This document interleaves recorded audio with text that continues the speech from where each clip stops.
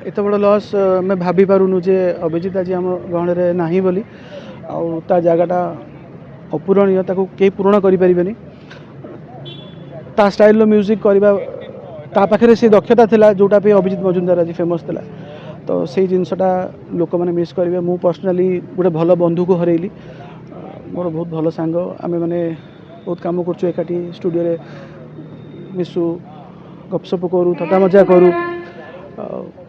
संगीत विषय चर्चा हुए किसी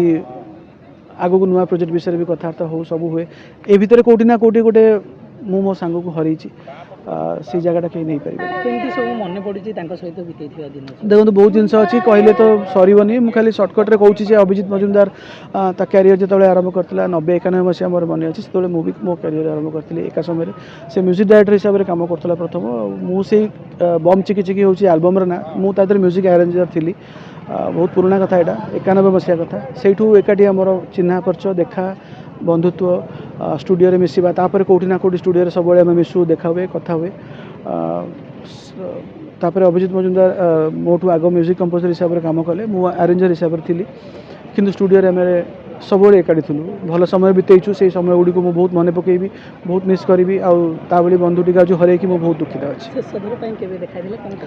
शेष थर पर देखाई हस्पिटाल आसवा पूर्वर कथबार्ता हो कारण 5 मास से ये आप जानते ये आसा पूर्व आम मैंने कथा कम विषय कथा मत से फोन करता तार किसी गीतर आरेंजमेंट मु करने से मतलब मुझे फ्री हेल्ले करदेवी बोली बस एमती डिस्कसन होता यही सब कथा ही बस।